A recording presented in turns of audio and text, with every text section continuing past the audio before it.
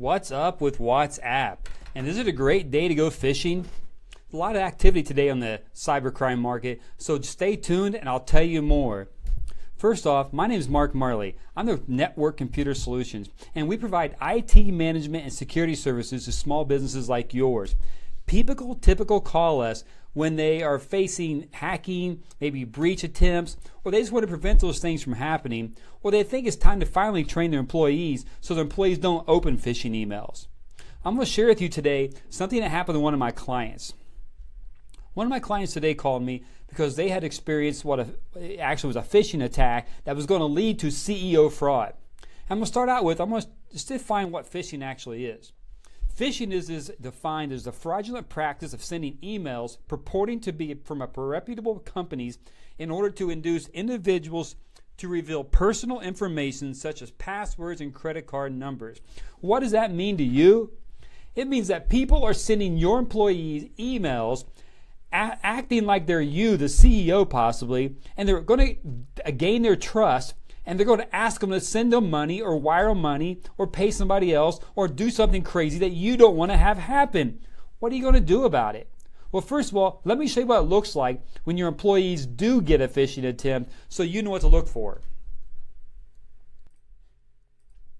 First off, the first thing that happens on a phishing attempt is this. This came from one of our clients today. If you look at it, I've erased the names to protect the innocent. But the first thing that came up here was, Cindy, are you on desk? I will need you to handle something for me today. Notify me as soon as you get this mail. Regards, Kenneth, the president and chief executive officer of the company, which he is. Well, first of all, let's start out. What does Cindy miss? First of all, Ken's email address is not execsmail@AOL. Does anyone use AOL mail anymore anyways? She knew that Kenneth had an email address at his company. Come on, this isn't we got mail stuff. This is, 2017. People don't use that very often. So another thing is, Cindy, are you on desk? If she's on her desk, she's probably not working. Because in the United States, we don't say on desk, or we typically say, are you at your desk? And then we ask you to do something for us. So first off, she should have known that right away. She missed it. She responded. And what she did was, she responded with this. From Cindy, she went back to Kenneth at his email address that doesn't exist, not the right email address. So sorry, just seeing this email. I will be back at my desk at 2 o'clock or Carol can help you. You are welcome to text or call me. And she gave the person, not Kenneth, the spammer, perpetrator, her personal cell phone number. Now they can add her to their list and start spamming her there too. And she'll click on and open it. So Cindy wasn't trained properly on how to deal with phishing attacks. So what can we do? Well, luckily for Cindy and Kenneth, this email never made it to the bad guy. Because the next email would have said, oh, thanks. By the way, this is Kenneth, and I'm traveling today, and I'm going to be getting on an airplane soon, but I need you to wire transfer some money to a vendor of ours. I'll give you the bank information. I need you to do it right now, and I won't be available because I'll be on the airplane. Now, this is all done because of social engineering. They did enough homework on the dark web, most likely, to know that who Kenneth was, who Cindy was, and if Cindy even had the authority to wire transfer or pay vendors, which she probably does. So, but this thing never made it to the bad guys because our spam filter service, our intelligent email filtering stopped this message before it even got to her. We saved the day, but not everybody has this. We had a client a couple of years ago who didn't have our advanced email filtering, and this got to the CFO. The CFO approved it, sent it down to the controller. The controller approved it and gave it to the clerk to wire transfer the money with the instruction to do it now because John's getting on an airplane. If we don't pay it, we can't feed our livestock. What the heck is that? You know who called me? Not the CFO, not the controller. The person at the bottom was smart enough to say, Mark, this doesn't look legit. What should I do? You know what? We took the chance of not feeding the livestock and we went ahead and canceled it and we didn't wire transfer the money. We saved the company $54,282. How about that? Can you sleep at night knowing you might have given away that kind of money? And it made through two people who are, executive level people who weren't smart enough to figure out that the things they said wasn't the things that John would say, like, are you on desk? Crazy. Read the emails to make sure it doesn't happen to you. You don't have the protection of keeping yourself safe unless you use us.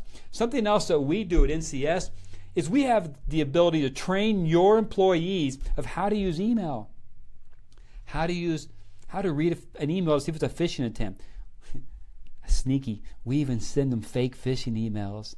Yeah, that's crazy. And if they open them, they get a pop-up that says, guess what? You get additional training because you opened a fake phishing email. If this had been a real fake phishing email, you might have been out $54,282.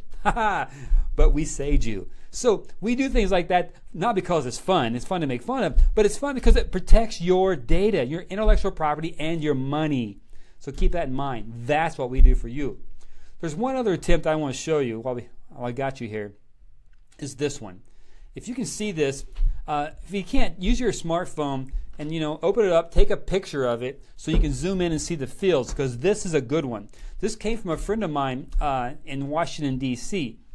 If you look at it, the first thing it did, she got notification that her bank was going to kick her out of her account or online access. She didn't reply right away. So the first thing she clicked on, it asked for simple stuff like her email address and her name or something simple. It got her into this page. Once you look at this page, what it does is there. So what it is it's a phishing attempt that actually asks for your name, your address, your social security number, your date of birth, your street address, your city, state, zip, the card type, the credit card number, your expiration date, the CVC code, and look at this one here. Zoom into this. ATM PIN. Have you ever logged into a bank website when it asks for your ATM PIN? No, I don't think so. That was a red flag. She had already filled out all the fields before she submitted. The thing is, these are active forms, which means that anytime you type into a field, it's automatically submitted. You don't have to press submit. So honestly, she called her bank and blocked all the card and all that stuff. But still, she's at risk now for identity fraud on top of all the Equifax stuff. Now, we go back to these emails we did for Kenneth. If you look at those, there were red flags too, that there are issues here. Are you on desk? I mean, come on, read the emails. The other thing is this one. This person responded with it without reading it. She called us notifying us because she knew later, after she'd already sent it, that this was not Kenneth's real email address. Poor Cindy, she didn't read it in time. So she got herself a little bit of trouble. So if you have any questions about an email that may or may not look legit, don't send it to us. Just call us and ask us a question. We'll help. Once you slow down, focus on it and read, you're probably going to realize that it's probably a fake email. So anyways, be vigilant. One of the last things I'll tell you about is important because I know some people use WhatsApp, and there was a recent downloadable file on the Google Play Store for the Android phones that was a WhatsApp upgrade. It looks so legit. It got over 1 million downloads from people using WhatsApp before Google Play Store even picked up on it. Now, I feel comfortable. See, I have an Apple product, and I feel pretty safe. Most people may not agree with that, but I do, because I think the applications on the Apple Store are much more scrutinized than the Google Play Store. Google's trying to step up their game lately, but I'm not sure they have, because this got through to 1 million people. Now, this so far has not been a vicious or type of attack that's going to wipe your phone or do anything crazy, but what it's doing is it's loaded applications that are sending advertisements and pop-ups, and also laid the groundwork for other applications to be deployed. So it can easily be sold as a dropper so that other applications can pay them to drop applications on your phone, and you don't have to download it because you already downloaded the installer. You get what I mean? You clicked on it. It wasn't a malware. It wasn't a ransomware. They didn't send you a virus. You clicked on it and you downloaded it thinking it was legit. Don't trust anything. You could have read the reviews on this application, this download, and found out there were no reviews.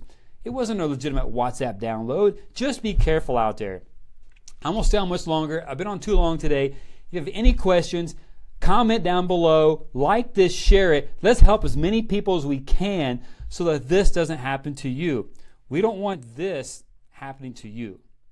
So if you have any questions at all, reach out. Until then, have a great day.